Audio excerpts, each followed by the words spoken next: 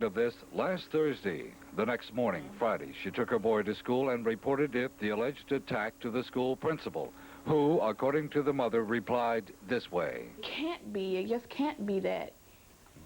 What did she tell you she would do? She would get to the bottom of it and she would have it straightened out. She told me to go home. Did you ever hear from her again? No, I didn't. On Monday, 4 days later, the mother called me. I advised that she contact police, which she did. So did I. Friday morning, March 11th, were you contacted by either the principal or the Board of Education? No, we were not. Is it standard operating procedure that you should have been contacted because of such an allegation, sir? Absolutely. The principal at the school said she would not comment, preferred someone from the Board of Education do that. There, they told me that they make all judgment calls as to whether or not police are ever notified when a complaint of a crime is issued. Tonight, they say they're investigating, but for that matter, so are Cleveland police. I'm Bill McKay, News Center 8, Cleveland. Families in Cleveland and in Coshocton are mourning the deaths of loved ones today. A little handicapped boy and his uncle who tried to save him from a fire. Both died in the flames. News Center 8's Dick Russ reports the uncle died a hero because he did save the rest of the boy's family. This is all that's left of Dale and Jackie Williamson's house near Coshocton. Early Monday morning, fire destroyed it and part of two families. And this man is the hero, 31-year-old Everett Williamson of Cleveland. He'd been staying with his brother's family to help them with their farm. Everett smelled the smoke, woke his brother, sister-in-law, and 2-year-old niece and led them to safety. Then ran back into the house and single-handedly rescued 3 of their boys, aged 8, 11, and 14. I guess if he didn't save them, that my whole family would be gone today, because he could have got out. But Everett Williamson chose not to get out until he could rescue his other nephew, 9-year-old Jeremy, who had multiple sclerosis. But the smoke and fire killed Everett before he could reach the boy, and Jeremy's body was found near Everett's. At the Williamson home on Cleveland's near west side, Everett's family has gathered today to make funeral plans and remember him in a fitting way, as a hero.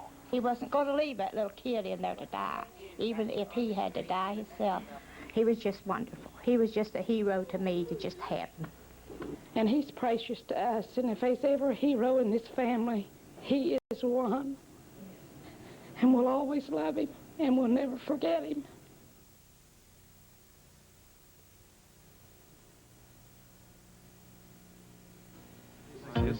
With Eureka, it's a win-win proposition. Get our great new house cleaning book at no additional charge when you buy a Eureka vacuum cleaner for $80 or more. Or take home special savings on vacs priced under $80. You win either way. Eureka will sweep you off your feet. Now at May Company. La la la la la la. Every limbo boy and girl all around the limbo world. Go. Now Ponderosa introduces a delicious ribeye and fried shrimp dinner at a very low price. Hello, can you go? Included is our all-you-can-eat salad buffet, baked potato, new home-style soups, and hot veggies, all at the very low price of $4.99. Ponderosa's ribeye and shrimp dinner. We know the value of a good family meal. The best is what you get at your Chrysler Plymouth dealer. We've got America's winners, and right now you can get in on our biggest and best cashback savings ever. It's a great time to buy a Chrysler New Yorker, now with $2,500 cash back. That's luxury and savings like you've never seen before. The best is what you get at your Chrysler Plymouth dealer. See your Northern Ohio Chrysler Plymouth dealers now.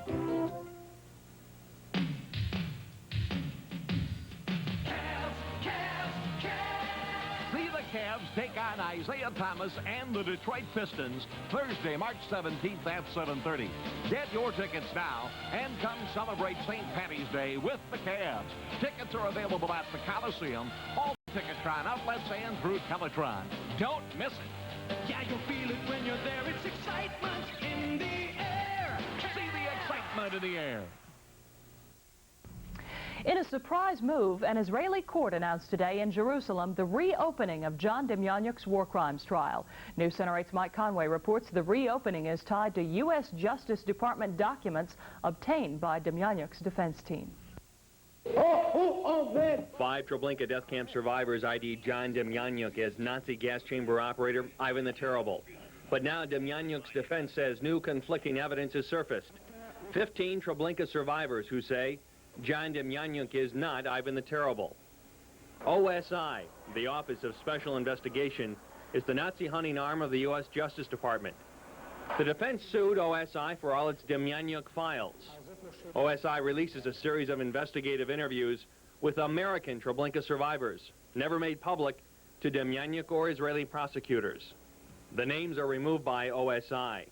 During a July 1980 interview, an American Treblinka survivor states he saw Ivan the Terrible almost every day.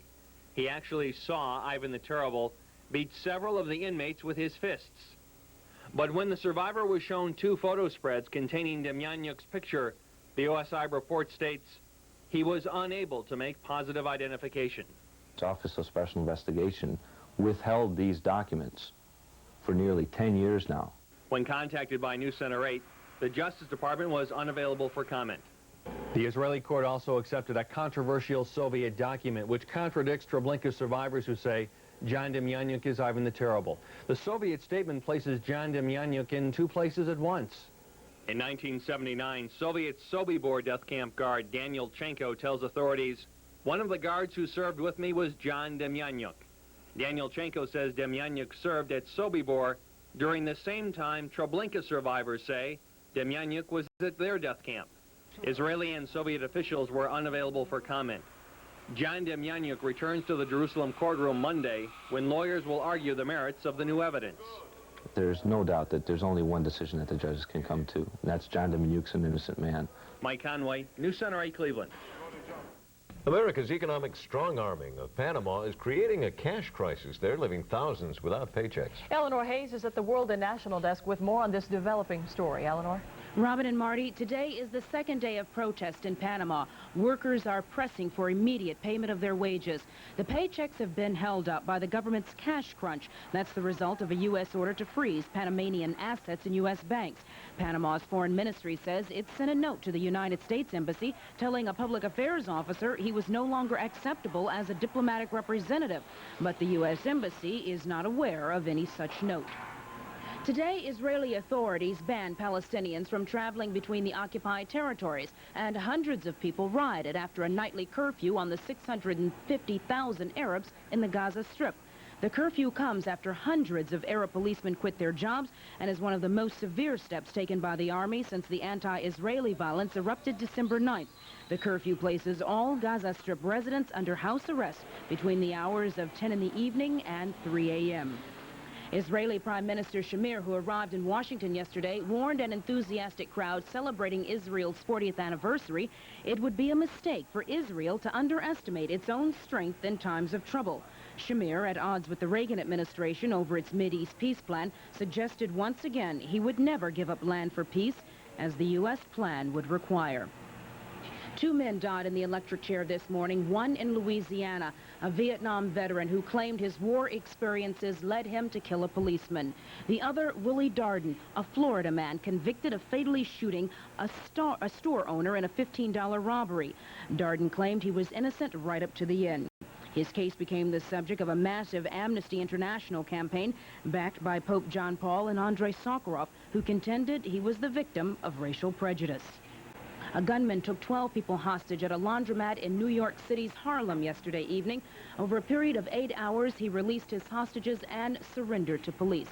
It apparently started as a robbery when the admitted drug addict decided he wanted someone to hear his problems. Police agreed to let a local news reporter in to talk with him. The reporter persuaded the gunman to free the hostages and to turn himself in. And they're still voting in the Illinois primary as 2 favorite sons fight to be declared the most favorite. Jesse Jackson, in his adopted home state of Illinois, is predicting victory and a significant breakthrough in the primary. Illinois Senator Paul Simon has a lot of locally known people running as delegates. That may help him, but he hasn't won anywhere else. Michael Dukakis has bought a lot of television time, but polls have him in third place. On the Republican side, only a month ago, Bob Dole was gaining over George Bush, but he lost ground on Super Tuesday, and now victory in Illinois seems slim. We'll have more on the race in the land of Lincoln tonight at 11 on News Center 8. And that's all from the World and National Desk, but we'll be back if we have any updates from the newsroom. Robin and Marty? Thank you, Eleanor. Well, the city of Phoenix became a major league city today. And the Cavs continue to be a major disappointment on the road. And it's not going to get any easier. Tonight they get Michael Jordan and the Bulls. We'll show you how they blew it last night and tell you about the Phoenix Cardinals next.